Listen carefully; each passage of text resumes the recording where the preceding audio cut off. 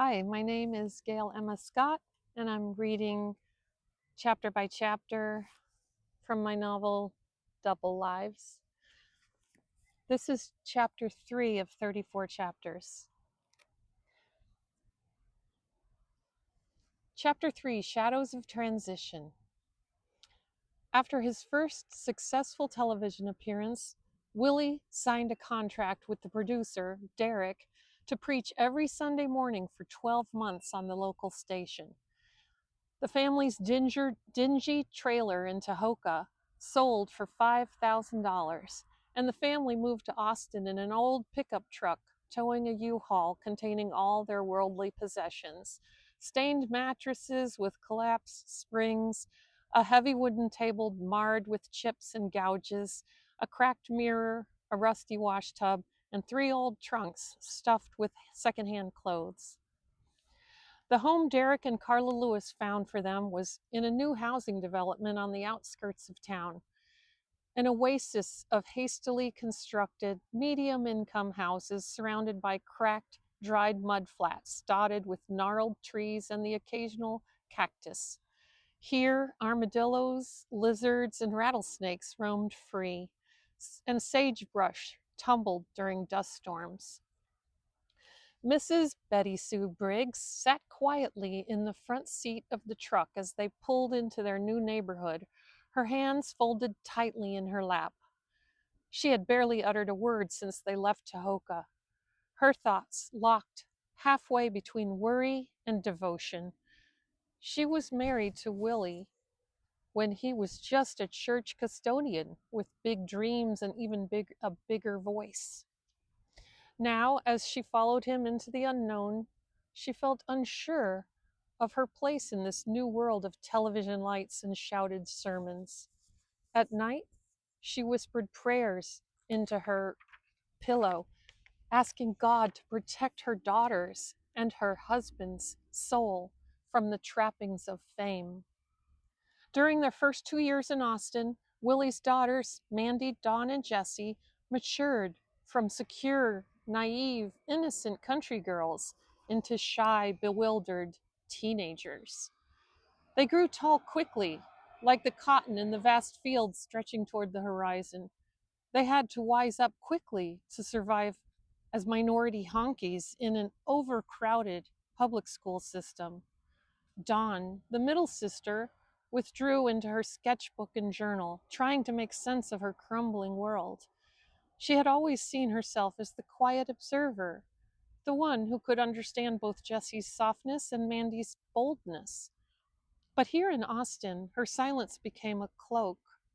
She began to notice things others didn't: the way her mother stared blankly at the floor during dinner, the way Jessie's laughter had become less frequent, the way Mandy clenched her fists in her sleep. Dawn didn't know what to say, but she wrote down every feeling as if it were the only way to survive.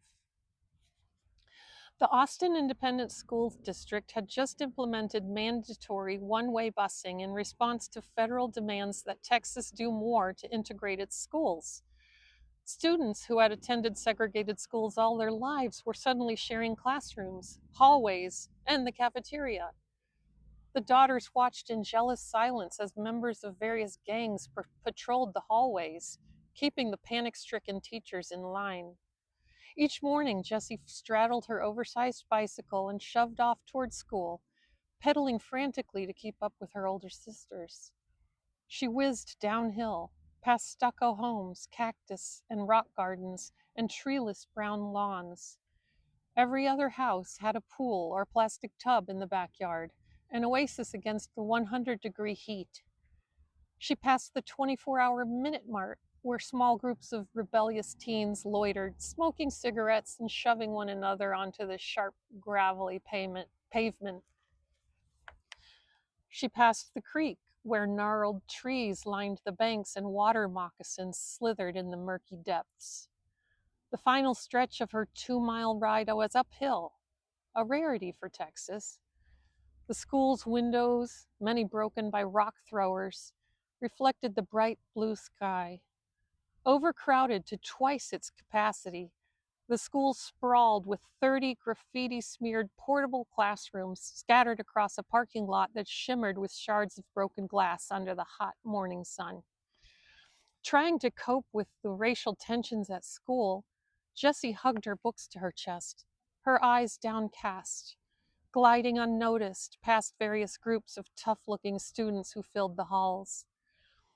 Some white students refused to be intimidated by their minority position, forming cliques of kickers, rednecks, and goat ropers. Their uniforms were cowboy hats, snap-down work shirts, heavy belt buckles, pointed-toed snakeskin boots, and buzz cuts. Skull bulged in their lower lips, brown spit dribbling as they sought a place to spit. Their pickup trucks betrayed their allegiances. Goat ropers displayed stickers such as "Goat ropers need love too," while kickers hurled Lone Star beer cans at students of color. For Jessie, the chaos of Austin's public school system was a jarring contrast to her all-white hometown. The more frightened she felt, the more she admired the assertive girls, the ones who could speak up, talk back, and defend themselves. At lunch, hit songs by the Jackson Five and Barry White blasted from a glowing jukebox in the corner of the cafeteria. Sometimes students jumped onto the cafeteria tables and danced exuberantly, copying moves they had learned from watching Soul Train. Jessie longed to join them. One day, the hallway was blocked by a fight. Jessie was trapped in the crowd as two boys circled each other, trading insults. "Your mama wears combat boots to church," one boy said, his fists clenched. "Your mama suck her left titty," the other boy spat back. "Well, your mama sucks both her titties. Don't you talk about my mama like that." As a fight broke out and blood splattered across a row of lockers, Jessie tiptoed backward and took a different route to her homeroom. She slipped into her seat, pulled a book from her backpack, and began reading. Reading helped her escape the chaotic world around her. Minutes passed, and the classroom seats filled up. Jessie was so engrossed in reading that she didn't hear her teacher call her name. "Miss Briggs!" the teacher snapped, louder this time. Startled, Jessie looked up. "Excuse me?" she said softly. "If you'd been paying attention, Miss Briggs," the teacher said sternly, her glasses glinting ominously under the fluorescent lights, "you'd know what I asked. What is that in your hand?" "Nothing, ma'am." "Bring it here."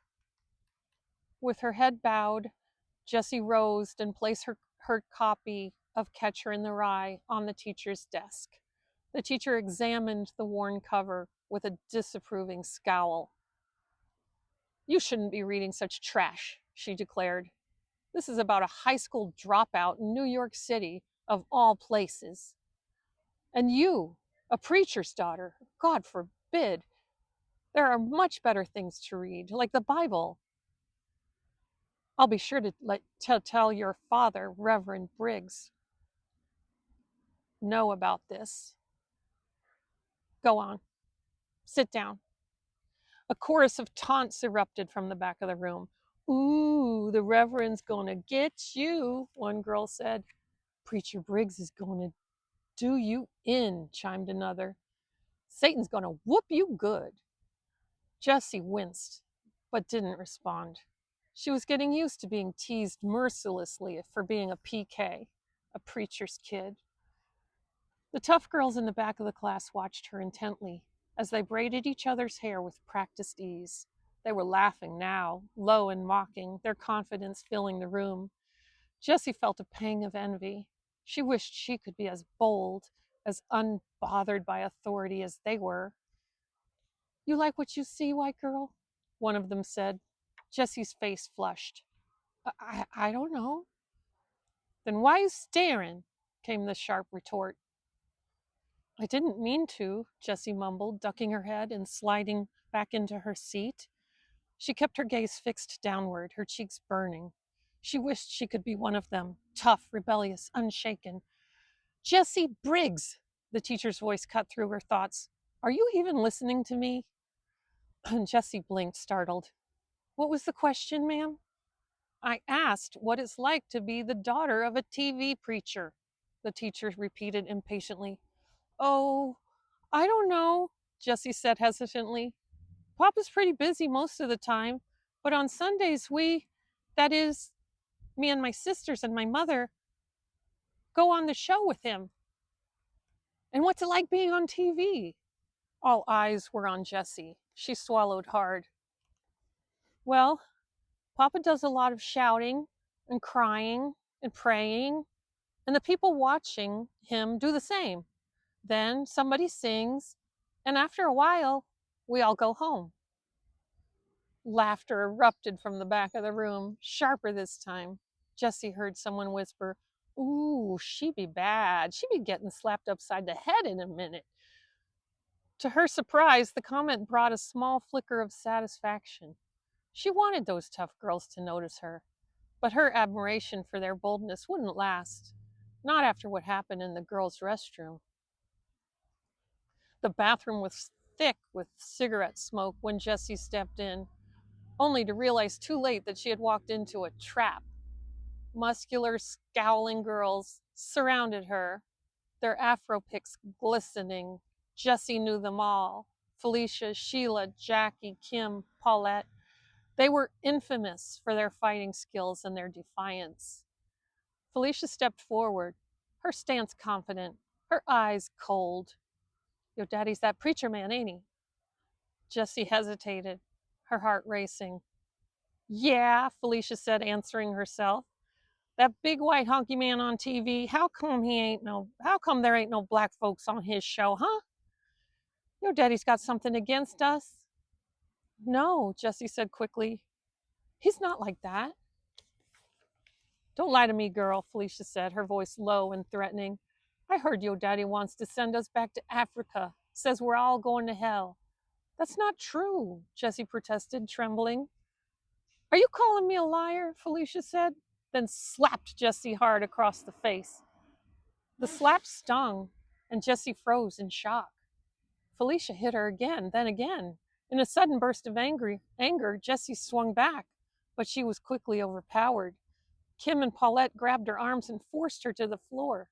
Felicia slapped her rhythmically. Jessie's cheek burned. Blood trickled from her nose and her vision blurred.